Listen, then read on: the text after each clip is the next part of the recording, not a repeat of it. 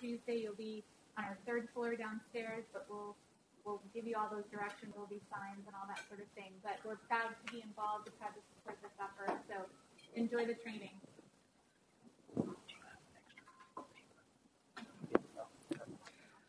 All right, so for those of you that I don't know yet, my name is Sophia Hall. I'm an attorney with the Lawyers for Civil Rights, formerly known as the Lawyers Committee for Civil Rights and Economic Justice. Thank you so much for being part of this. The first thing I want to tell you is that, you could spend your time a lot of ways, giving back, doing your pro bono, doing your community service. And there are lots of people who have very strong emotions and feelings about the outcome of elections. But what I love about election protection is that on the day of, you are going to be doing a tremendous effort. You are going to be the reason why somebody sticks around because you tell them there's someone on the way to open the doors late for that polling center so they can vote. You're going to be the person that makes sure that they're in the right line at that building in the appropriate precinct so that they can cast a meaningful ballot instead of a provisional ballot. You're going to be the person that tells somebody, it's 7:58. You can get in line because the law says that until 8 p.m. you have the right to vote anybody that's in the line by 8 p.m. You really are going to be the difference between people, normal people, casting their vote or not. And I really can't think of something more tremendous that you could do on Election Day than that. So for me, from my team, from Wilmer, thank you for giving your time.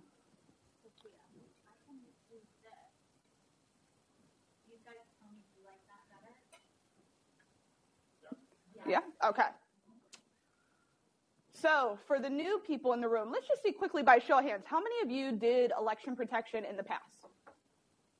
Okay, great. Lots of new returning folks. How many of you have ever done any sort of voter protection, even if it was a partisan program? Okay, cool. So we probably don't have too many new people who are not familiar at all. So if I'm giving you too much of basics, I apologize, but I think it's worth knowing a little bit about the program that you're giving your time to. So election protection is the nation's largest nonpartisan voter protection campaign. It started in 2000 after the Bush-Gore debacle, and it's actually housed in the National Lawyers Committee for Civil Rights under law. They have a full-time staff that work year-round to do voter protection work.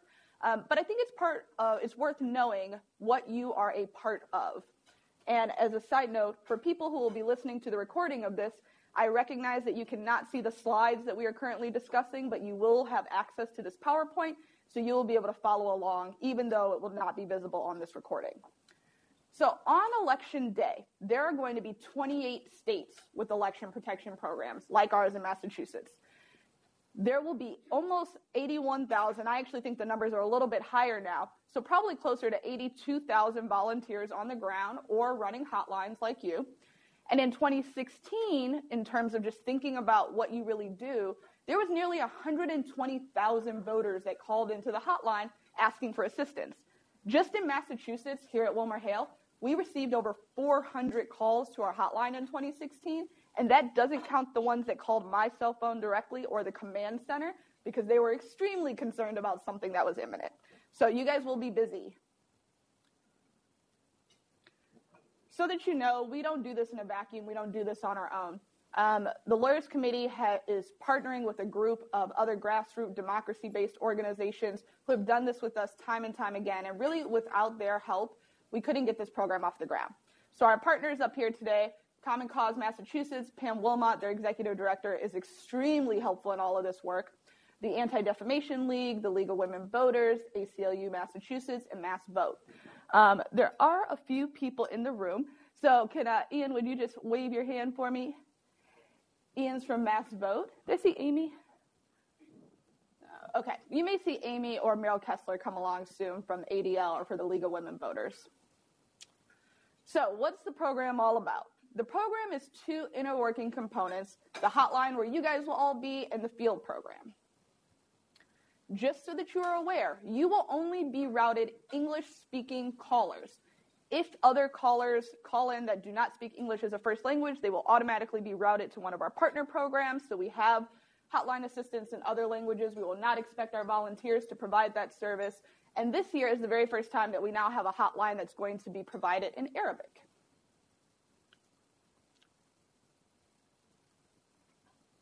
Can't tell how many little graphics there are. So what's your role? What do you do? Your job's twofold. Your job is to assist the voter, get them the help or the information they need to ensure that they can cast their ballot, and to properly record the information, specifically the issue that the voter is facing and how or whether it was resolved. So you won't look exactly like this picture setup, but you will be in a room here in WilmerHale. You will be given a station. You will have a headset, a phone system so that you can be on your line all day, and you'll have a computer so that you can access any information that you need, including the registration lookup resource, which we're going to talk about. You will also have all of your handouts that you have today, as well as a script that you can look at just so you can kind of get comfortable talking to voters in case this is your first time.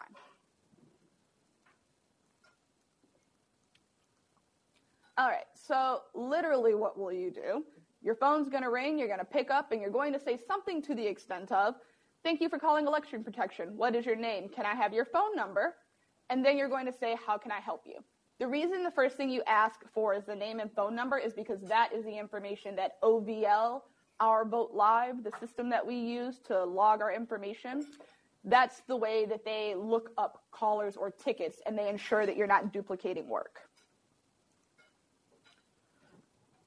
So every year when someone has not done this work before, they say like, well, what do I need to know? I don't know if I know enough law to be able to help anyone. One, you don't need to know it all. The great thing about working the hotline or this program, even in the field, is that we are all here to work together. You will never be left without someone nearby to ask a question to. You do not need to learn this stuff like it's a test, but it's helpful to have some basic knowledge, and there will be common questions and issues that you have that you will be prepared to ask or answer. So what sort of things? A lot of the questions you're going to get on election day are going to be about registration and about proper polling locations. I would say probably 50% of the issues that voters face is, am I in the right place? Or why am I not on this list? Let's figure out what the problem is. You also might get some questions regarding inactive voting, particular type of ballots, the time that the polling sites open or close, some issues about ID, some issues about accessibility. And although I've never seen a question in Massachusetts about this because we have pretty good laws, you could have somebody just have the question of whether or not, because they have formerly been incarcerated, they are allowed to vote. All right, so I like to work through hypotheticals. It just seems to sort of make things easier in my mind. Some of these issues are inner working. So if I pose a scenario and you have a question about it, go ahead, toss your hand up. I want to answer questions in real time, but know that it may be something that I'm going to address in a later slide. It's fine for us to jump around though.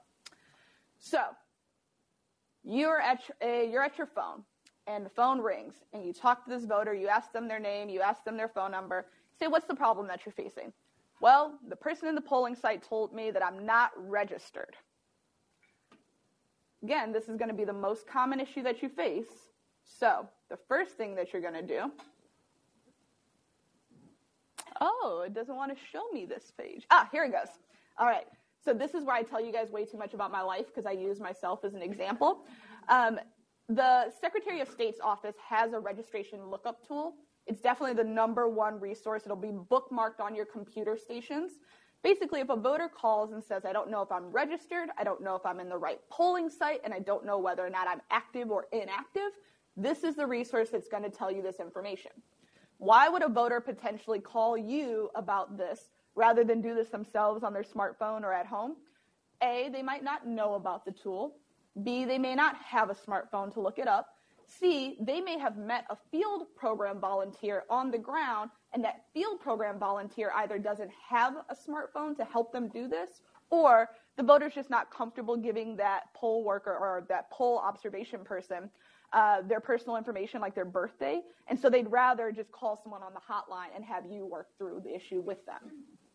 So this registration tool asks for a first and last name, a birthday, and a zip code. You verify that you understand what you're putting in, and then you press search. All right. Now what we're going to get is they're going to tell you whether or not this person is registered. They're going to tell you the polling location where this person should be voting. And they're going to tell you whether or not this person is active. we're going to talk through what those three things mean as we go forward. But what I want you to know is that this is probably your number one tool to be able to help voters on the ground. Again, because about 50% of the problems people face is just knowing if they're in the right place. One of the things that this might not help you with, lots of polling locations in Massachusetts have multiple precincts in one building. So for example, you live in a town, precinct 2, 3, and 4, they're all in the community center. But you have to be in the right line to be at the right precinct. And if you wait in line for a long time and you get to the front and realize that you're not at the right precinct, you will not be able to vote on a traditional ballot. You would vote on a challenge or provisional ballot, which we do not want voters to have to do.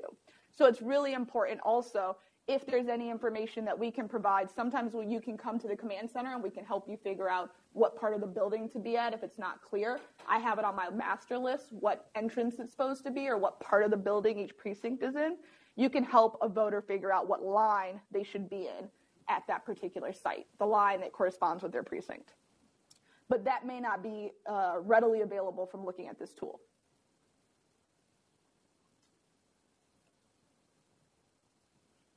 It's coming back up. Now I know. Don't worry. In the meantime, any questions about that information? Yes? So they get in the wrong line, but they realize it within a couple minutes. Can't they just go and join the correct line? So for the people listening to the recording, the question is, what if they get in the wrong line, so the scenario we just discussed, but then they realize it, can't they just get back in the appropriate line? The answer is yes, they certainly can. The problem becomes, if you're at a polling site with very long lines and people are trying to vote on their lunch break or they just don't have the capacity to be out of work that long, they may find that because of time constraints, maybe they can't wait in the other line. Then you can basically give them a choice. You can tell them, you can stay in this line. You will be allowed to vote provisionally on a provisional ballot in this line, which we don't highly recommend because provisional ballots don't count on election day, meaning they are not counted on election day to go into the estimate about, who they think is going to succeed or not.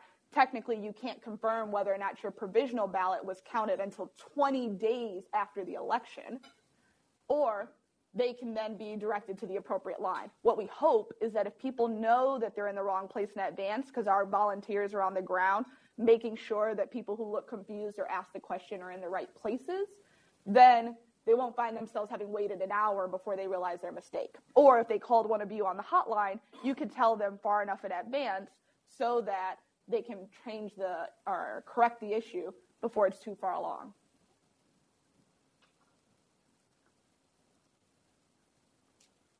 All right, so we just talked kind of about this scenario.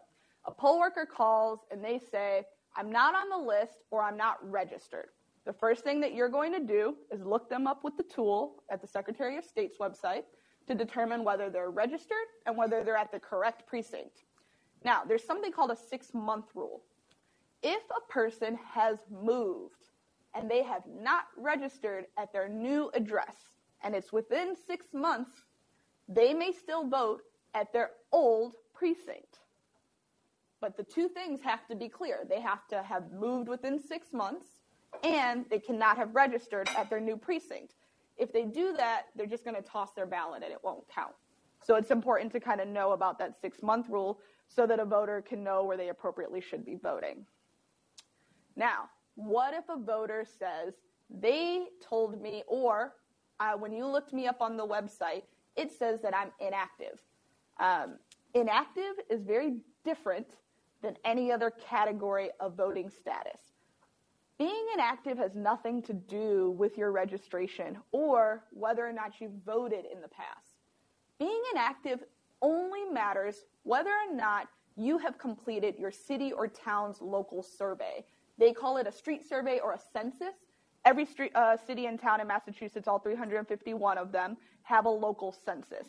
If you don't complete your annual census for 2 years in a row, they put you on an inactive list as a voter. What that means is that you are likely not in the primary registration book that's at the polling site. You're likely in another book, a secondary book for inactive voters. If you are in that book, sometimes polling workers might forget that that book exists. So when you go to check in, they just say you're not here because they haven't checked that second book. One of the things you're going to recommend to a voter who calls you, who you realize is inactive, is that remind them that they have that second book, or look for a volunteer on the ground to help you advocate for them looking for your name in that second book. They should not have any problem voting on a traditional ballot. However, they will likely be in that second book, and this is one of the small situations under our Massachusetts laws where they can ask to see a form of ID. I'm going to tell you more about IDs later, so hold all your very, exciting questions until then. This is kind of what we just talked about, but one point that this makes clear to me I didn't mention is that if you find that your voter you're helping is inactive, and they find themselves in the second book, the inactive book, and they're asked for ID and they have an appropriate documentation, what we would call ID, which is a misnomer, it's not a photo ID, but let's say they have the appropriate documentation to show ID, or they swear an oath or an affidavit of their residency. If for some reason they don't have an appropriate form of ID or don't swear an affidavit, they will be given a challenge ballot. A challenge ballot is different than a traditional ballot and different than a provisional ballot. Provisional ballots are the ones we don't like. They don't count on election day. Challenge ballots do count, but they are verified in a different way. So the voter signs on the sealed envelope that a challenge ballot goes into. They're kept in a different space. They don't get fed into the machine, but they should be verified by the end of the day so they count for election day. Unlike a provisional ballot, which there's a longer time frame under the law in terms of when they need to be counted and verified. So is that clear? If inactive, look in the second book. They'll probably ask you for ID. If you have ID, you should get your ballot and be good to go. If you don't have ID, then you may be given a challenge ballot. If your voter tells you they wanted to give me a provisional ballot, tell them they're wrong. You should be given a challenge ballot. Some poll workers are very confused about the difference between challenge ballots and provisional ballots. It's a problem we saw in 2016 in certain states. Also, they don't get as many challenge ballots and provisional ballots as they get traditional ballots. So sometimes we've had issues where polling locations have just run out of the appropriate ballot. So maybe they try to give a provisional ballot instead of a challenge one because they ran out, or maybe they ran out of both and then they offer the voter nothing, and that is problematic. All right, so I told you I'd tell you about IDs. For those of you that don't know, and because you probably have heard lots of litigation across the country about IDs, Massachusetts actually has decent laws about voter IDs. A, you should not be asked for an identification in order to vote in Massachusetts unless 3 situations. Those 3 situations are, you are a first-time voter, you are identified as an inactive voter, or a poll worker has reasonable suspicion that you may not be the person that you are presenting yourself to be. We have never had a voter call us with that scenario, but if somebody does call you with that, you're going to shoot your hand up really quickly because your captain needs to be notified, and your captain is going to notify the command center. And we'll talk a little bit about when you might do that in other scenarios. But basically, an ID is not a photo ID. It's not a passport. It's not a state ID. It's not necessarily a photo ID in any way. It's any documentation that you have that has your name and the address to where you are registered. I'm talking about a lease. I'm talking about a rent bill. I'm talking about a utility bill. Whatever you have, you don't even have to have it in paper form. You can pull up your utility bill on your cell phone, and you should be able to show a poll worker that, and that should suffice as identification. If you have someone call you saying they said I needed ID, I didn't have an ID, or they said I need an ID, but they're not a first-time voter and they were not inactive, those are problems that we definitely want to track, and we definitely want to come to the command center. Here we go. When can they ask for it? And also, I'm sorry, I should have told you, if you are casting a provisional or challenge ballot, they'll also ask for identification so they can write down your name and address on the outside of the envelope and have you sign it. So we talked a little bit about this again. Provisional ballots are basically the ballots of last resort.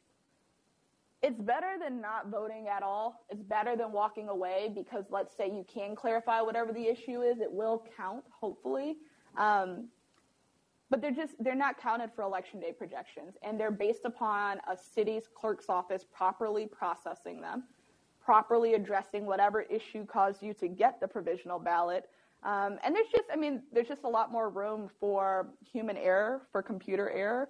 Our job on Tuesday is to ensure that every person that is eligible, can cast a meaningful ballot. So a provisional ballot really isn't meeting our goal. But it may be better than nothing. And again, that scenario we talked about earlier, the person who waited in the wrong line, and they just don't have the time because of work to be able to wait in the line that's the appropriate precinct for where they are registered. For that person, it might be better to file a provisional ballot than do nothing. So they serve some purpose, but ideally they are very much the ballot of last resort. Any questions about that? So very quickly about accessibility issues. In Massachusetts, we also have pretty good accessibility laws. If you are a person living with a physical disability, such as you use a wheelchair or you are visually impaired, polls are supposed to be equipped to deal with that issue, meaning they're supposed to have ramps, they're supposed to have automatic doors, they're supposed to have enough space for you to get to the area where you fill out your ballot. Similarly, if English is not your first language and there is not a high enough percentage of people in your city or town that speaks another language such that the Voting Rights Act requires them to have bilingual ballots or translators, that was a mouthful. So if the town doesn't have a high enough proportion based off their census of people who do not speak English, they're not legally required to have translators or bilingual ballots. That's the case in a lot of places in Massachusetts. What that means is that if this person doesn't speak English as their first language, they might think they can't vote because they may not be able to read the ballot itself. That's not true. They can bring in anybody of their choice to help assist them with completing their ballot. So the little old grannies who might not speak English, they can bring their granddaughter or their grandson with them to help them with that ballot. It's anyone of their choice, including our poll workers, our volunteers who are in the field program on the ground. If they feel comfortable, our volunteers are going to help people read those ballots if they speak both languages and have the ability to do that. If you don't have anyone at all and they don't see one of our volunteers on the ground, they can ask the poll workers to assist them. The law says that they're supposed to get 2 people of different parties who go into the voting area with them to read the ballot to them so that they can understand how to complete it. Let's say for some reason a voter calls you and says, I don't speak English or I don't read English, and thus I don't think I can fill out my ballot and vote today. What should I do? You should be able to tell them, do you have anybody with you that can help you? Do you see a volunteer with an election protection t-shirt or button? Or you can go to the poll workers and tell them that you want 2 poll workers to assist you in translating the ballot. Any questions? You guys are the quietest bunch I've had yet. This is an issue that I get a lot of calls about. I'm going to route all those calls to you guys at the hotline because this very rarely is a problem that rises to the level of me having to call Galvin's office. But technically under the law, people should not be campaigning or passing out campaign materials within 150 feet from the entrance of a polling site.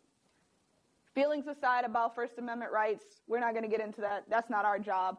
The only time I really care about this is if those people campaigning are intimidating or harassing voters such that they cannot remain in line to be able to vote. It's the only time I want that to go to your captain. It's the only time I want that to come to the command center.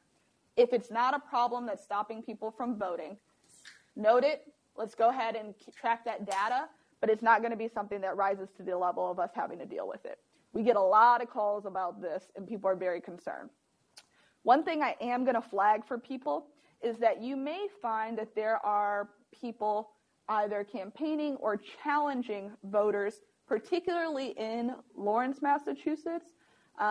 Specifically, and this has been public, so I have no problem sharing it, there's a group called Mass Fiscal that got all of the voting, people who are registered to vote in Massachusetts in a particular ward, sent out notices, and some of them came back undeliverable for various reasons. And they contacted Galvin's office because they are concerned that those people are not properly registered. Historically, we have had groups like this come to particular polling sites. Unfortunately, polling sites where perhaps there are higher numbers of immigrants, people of color, low income, disabled, and challenge or harass voters in that way. If anybody hears, hey, there's somebody here from Mass Fiscal that is giving me a hard time, that's asking me about if I am the person I am or trying to pass out materials, then please make sure you raise your hand and let the captain know. They've specifically identified Lawrence as a problem area, so just kind of be on the alert that if you hear mass fiscal, that should be a buzzword or send off a red flag for you.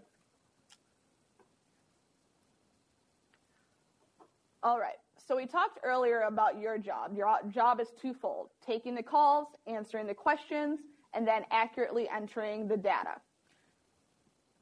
What I tell volunteers, whether you're in the field or on the phone, our goal is to make sure that people can cast a meaningful ballot on Tuesday. But our larger goal is to address systemic problems that make it difficult for people to vote in Massachusetts. We at the Lawyers Committee or Lawyers for Civil Rights, do work. We do litigation and advocacy in the voting rights space. And the goal is to make sure that Massachusetts keeps getting better, that it is as easy as humanly possible, and that people are not being disenfranchised for whatever reason. By you tracking this data, what it allows us to do after the fact is be able to see where are the problem areas and what are the problem issues that are systemic that we want to address. So it's really important to try to capture as much information from a voter as you can. One of the questions that they'll ask you on Our Vote Live, or OVL, will be about asking the voter for their race. People who don't do racial justice work regularly find some discomfort with discussing with a person that you don't know, what your race is. The reality is you just put it out there. The best way I can tell you to ask this question is to say, "Hi, can you please tell me how you racially identify?" If they ask why, tell them what it is. Tell them, well, this program is on behalf of the Lawyers Committee for Civil Rights, the Lawyers for Civil Rights.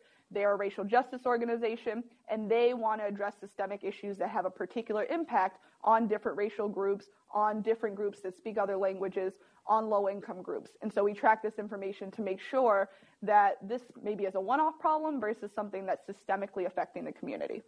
If they give you a really hard time and push back and are not comfortable answering it, let it go. But I at least want you to make the effort to try to ask the question on the ticket. All right. Oh, no. Will we get audio in here on the computer? It's okay if we won't. Let's give it a try. All right.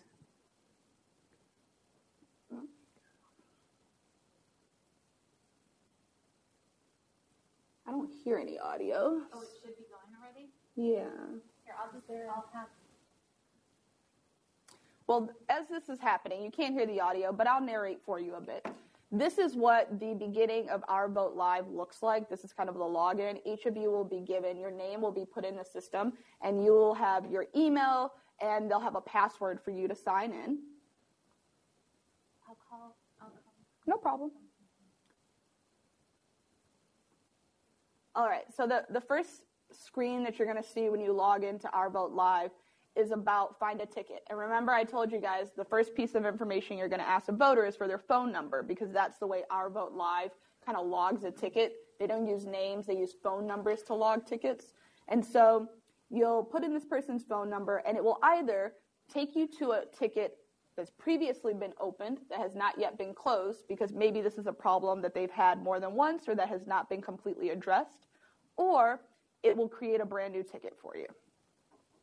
Do you need me to get audio, or are you going to? No. Okay. Just so you know, you guys will all get sent a link with this PowerPoint. You can then watch the audio yourself if you have any questions. You'll also get all of the handouts you have today in front of you, as well as extra materials, because I know a lot of you guys are lawyers and you want to know everything there is to know. So I make sure I pass out some extra materials just for you to look at. Yes? Phone number, is that the phone that they have on them at the time, or is it their home number, or is it the question from the audience was whether or not the phone number they provide you matters, if it's a home versus a cell, if they have multiple phone numbers. The only reason that the phone number matters is that it's consistent if they've given it before, so that they pull up the same ticket. So if you wanted to be certain, you could just simply say, well, have you called before, or what phone number did you provide in the past? But it's not as though it's going to pull up a specific individual like the registration tool. So it's not connected to any information. It's just a way of tracking the information they've told the hotline person. So long as they're consistent in the phone number they give, it shouldn't make a difference. All right, and so once you create a ticket, this screen is going to come up. And as you can see, it's basic demographic information, and then it's a box at the bottom that says issue details. And that itself is just you're going to write out what the problem is and what you're doing for the voter. Here, what it's showing you really importantly is the voter's address. They want you to save it. This is so that, let's say this is one of these systemic problems that we're seeing, and we need the ability to follow up with this voter to get more information down the road. Possibly they want to be involved in the advocacy or in the litigation that potentially comes out of a systemic issue. This just ensures that we can contact these people. It'll also verify the address for you. If you find that you're having problems with the system verifying the address as the way the voter has given it to you, don't worry about it. What I would suggest, if they're giving you a really hard time, because the computer system sometimes has glitches, just take the address they give you, but write in your issue box, the voter has indicated that their address is X, which is different than what was provided above. I wouldn't let this give you a hard time, though. OVL is a system that constantly is improving over time, but very slowly. And so here, like our registration tool, it gives you information based off that address about where their polling place should be, their precinct, things like that.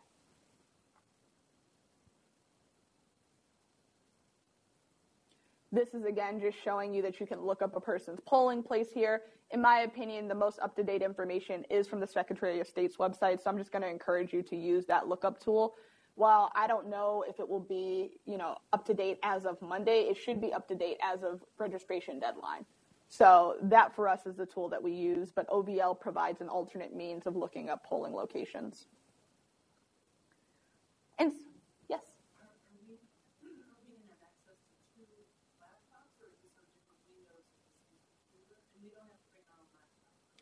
Correct. So, and if I'm incorrect, please make sure you say so. The question from the audience was, do we need to bring laptops with us to the hotline shift, or will something be provided for us? Will it have more than one screen?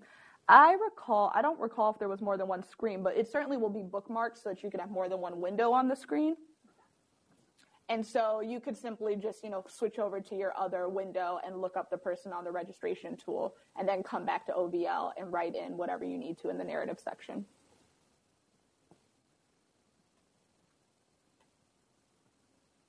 And so, here's an example of what this person's writing in. It doesn't need to be, a memo or anything. This says voter needs to find polling place, looking up the polling place and giving the information to the voter, and verifying that the voter knows where that address is. And now this person has resolved their problem. And so they're going to ask you to categorize the issue type.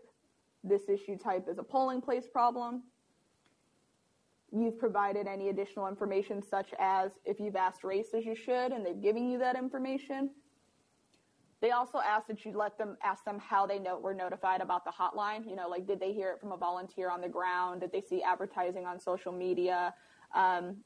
Again, for me, that's not the end of the world. It helps to think about better ways that we can advertise this information for 2020. But the biggest thing for me is that we're tracking the race and the issue type and giving enough detailed information to follow up if we need to with a systemic issue.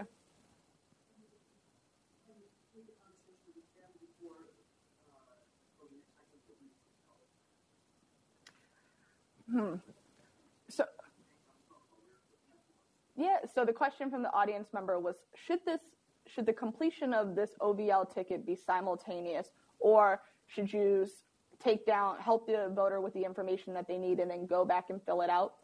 I don't really have a preference. I believe that in terms of how the trainings are set up from national, the idea is that it should be simultaneous, and they think that the information you're taking is not very onerous, and so you can do it as you're talking over the phone. But if you find that that's difficult, or that the voter is kind of like, I need to go, I don't want to talk to you anymore, I'm going to tell you to use your best judgment in terms of engaging with that voter. The biggest thing for me is that you give them the information they need, and you properly track and record the data that we need to follow to ensure that if it's a systemic problem, we can follow up.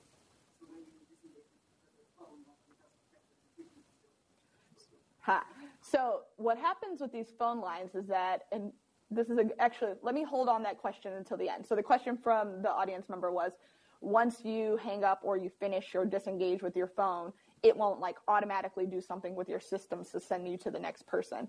And that's a really good question for the phone line people, and we're going to talk through that a little bit later with more about logistics. And so this is the last screen that you're going to get, and it basically is going to tell you, do you want to finalize this ticket, or do you want to hold this ticket, or do you want to elevate this ticket? And the options basically are: finalizing it means you resolve the problem for the voter, done deal. Hold the ticket might mean that you need to leave it open, not hold the voter on the phone, but you might need to keep the ticket open to address something with the captain or the command center. Elevate the ticket is that this is a big problem and we're going to send it over to the command center. And so whether it's the captain and the ticket being elevated, or maybe the captain's busy, but you need to send this ticket over, you're just going to elevate it and it's going to pop up on the screen in the command center for the command staff to deal with.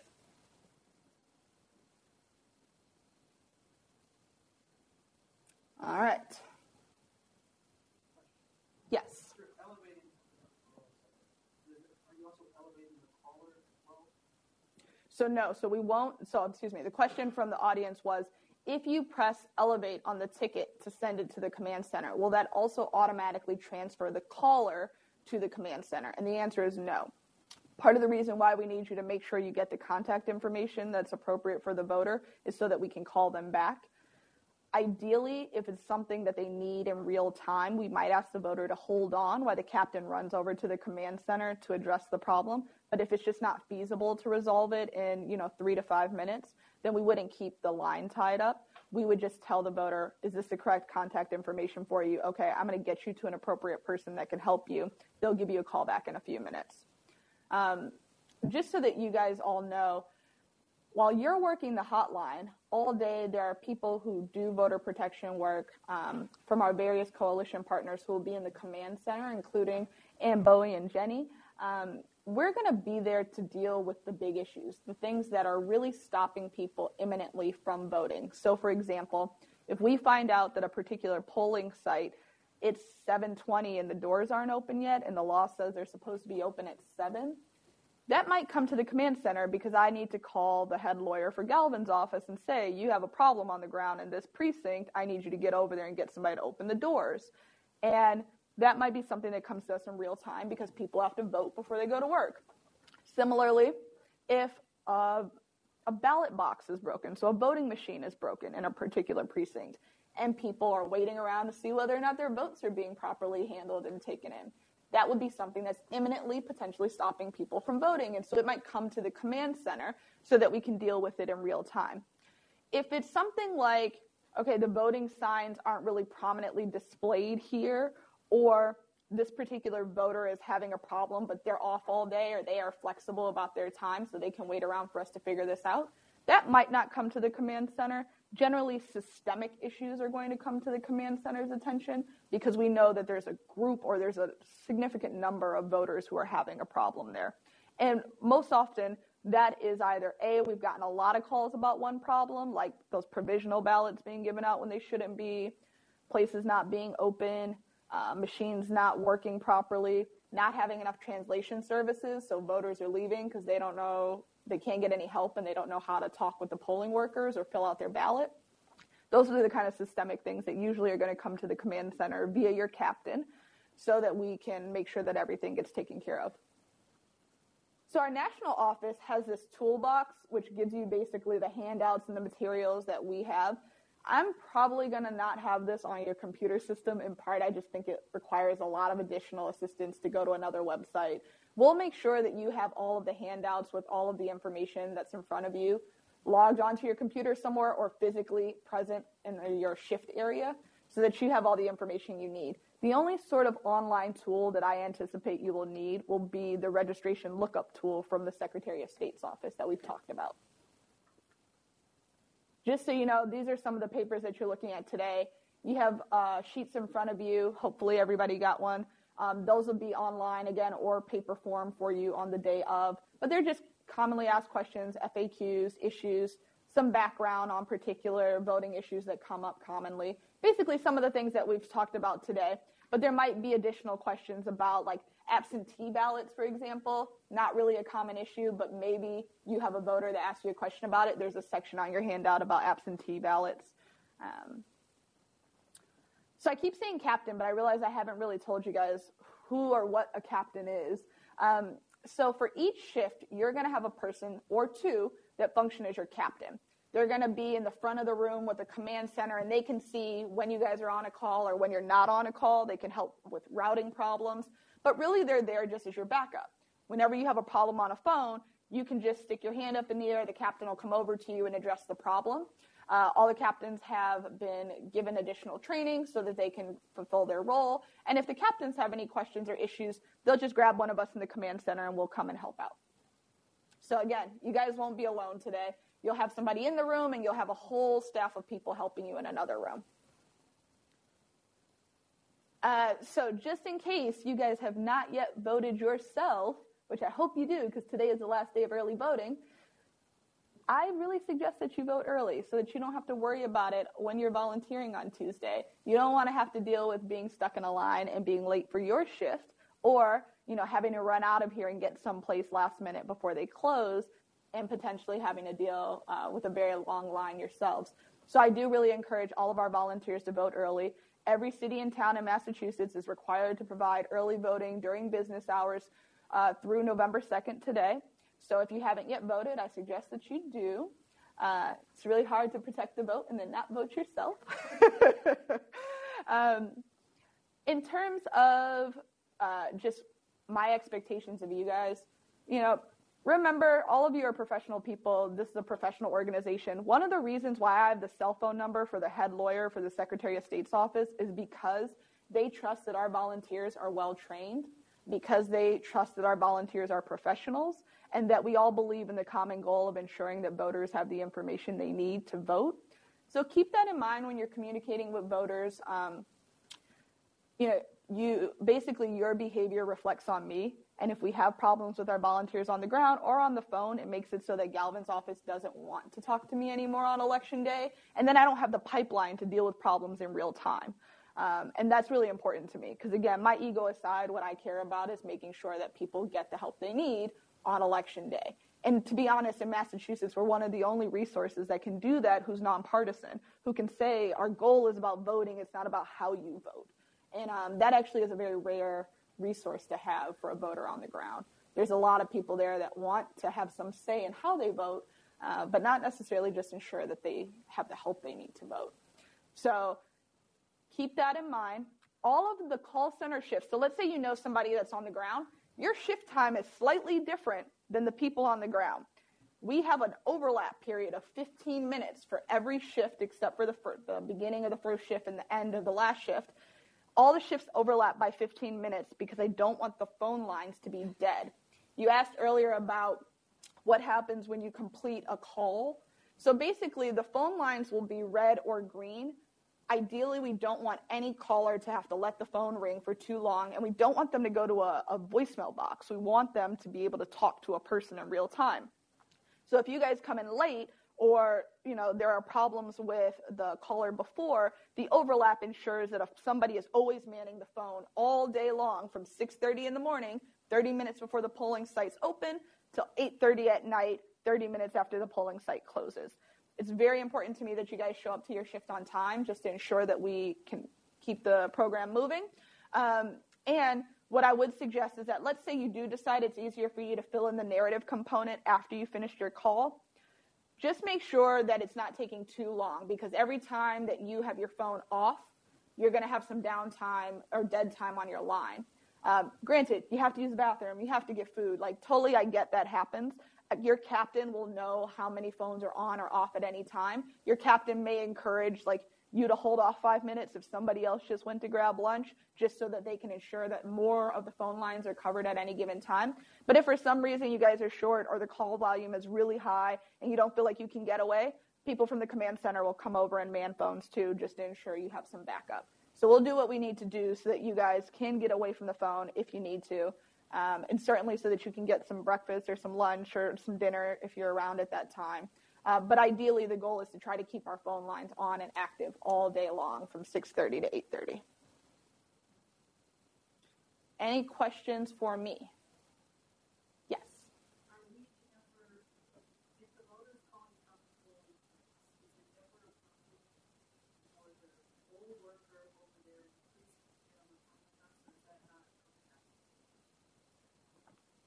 The question from the audience was, if we are being called by a voter, on the ground, is it ever appropriate for us to communicate with the poll worker? Slightly different than her question, but I want to answer it two ways. So perhaps A, the voter has handed the phone to the poll worker without asking you, and they want you to advocate on their behalf.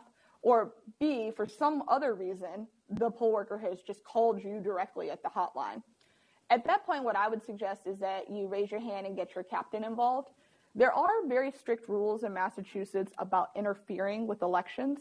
So even our field volunteers are aware that if they are helping voters, they can't be helping them inside the polling site. They can be observing inside the polling site and then following a voter outside who looks like they had a problem. But they sign agreements with me to say that if they're inside a polling site and see a problem, they're not going to jump over to the warden and like try to duke it out with them. They're going to wait and come outside and resolve the problem either on their own or with the assistance of the command center. The reality is, you know, we have to ensure that the proper sort of steps are being taken internally. I really don't want our volunteers on the ground to be too aggressive. I don't want to have issues with them being arrested or anything of that nature. I would think that if a polling worker called you, it probably would not be a very fun call. It would probably be a very pissed off poll worker who feels as though you're interfering with them doing their job. I don't even encourage that our poll workers on the ground engage with poll workers. I do say if there's a problem that they can advocate for, they should address it with the warden, so the head person of the polling site. If for some reason a warden calls and they seem friendly, or a warden gets put on the phone and they seem friendly, still raise your hand for your captain to come over. But if you feel like you can navigate that situation amicably, that's fine. Take down the warden's name in case we need to follow up. But generally speaking, I imagine the only person who might really directly engage with the poll workers or the warden would be a volunteer on the ground who's just trying to advocate for, oh, can you double check that inactive list? Because, you know, I noticed that they're inactive. Or here, can I show you that they are registered and they're the right place? Can we figure out what to do together to help get this person voting? Or, you know, this person doesn't speak English. Would it be okay? They want me to come in with them. I'm just going to go in and help translate the vote. So more likely than not, that would be the role of a field volunteer that's on the ground. Oh, and actually I have a follow-up. So I'm writing down the ticket of what happened, including the voter's request. I don't then figure out what word it is. I need the address will capture that so that everyone else can vote. So the question was, if I take down the person, the voter who calls me, if I take down their address, do I also need to determine their precinct or ward? No, the OVL system is set up so that it should automatically input that information.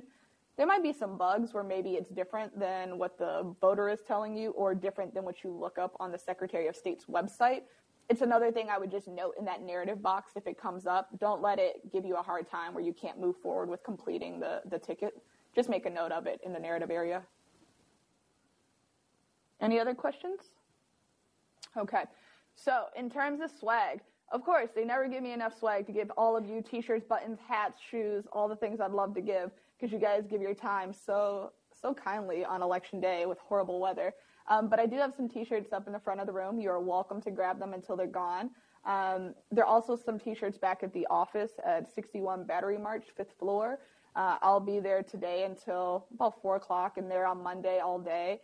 If you'd like to come by and pick up a shirt, if you haven't already received one, you're welcome to do that. That's more so for the people who are watching this recording. But if you guys have any questions, I am going to stay afterwards. I'm happy to answer each and every question that you have. And again, I very much appreciate you guys taking your time to help us out on Tuesday. Yes? Two of them actually. The easy one is should we bring lunch, like that, with us at the same time. So a question from the audience says, should I bring lunch with me? No, we will feed you, I promise. Okay. But the more serious question is, for those of us coming to Tuesday at 6:30 shift, will we see these computers before they happen? Do we have a chance to kind of like log in and so forth before things get going? How else would we do with computers? So the question from the audience is, should I come early? Are there logistics I need to address for my shift? And the answer is, I'm never going to stop you from coming early. Early is always much better than on time or late. I will be here, everyone will be here and ready in the command staff and from Goodwin by 6 o'clock. If you'd like to come in a little early, that's not a problem. I don't anticipate there's going to be too much to navigate with the logging in. It should just be your name and your email and a password that we'll have ready for you. But, it couldn't hurt to come a few minutes early in case of bugs or issues. Yes. Is there more we can read about the challenge ballots, and are the youth voters asking us about that? Because if they're offered one, they might not understand what it is. Yeah. So the question was specifically about the challenge ballot. And we're actually waiting right now from the lawyers department at the Secretary of State, who's putting out a new memo on challenge ballots, and we'll upload that to the Google Doc folder that we'll send around. Just so that everyone is aware, all of the materials, the PowerPoint, all of the handouts in front of you, and extra information is going to be available to you on a Google Doc folder. I will send around an email link so that you can log into those things. Excuse me. I understand that Wilmer Hale's email may cause you some difficulty with logging in that. I would just suggest that you use your personal emails to log in and look at the Google Doc folder if you have any questions about reviewing the materials or anything. If you have any problems at all accessing any of the materials, just shoot me an email. Worst case scenario, I'll attach it and just forward it to you via email. Okay? I'll make sure you get what you need. Any other questions? Yeah, well, I will be here. Thank you for your time, and I appreciate everything today and Tuesday. Thank you.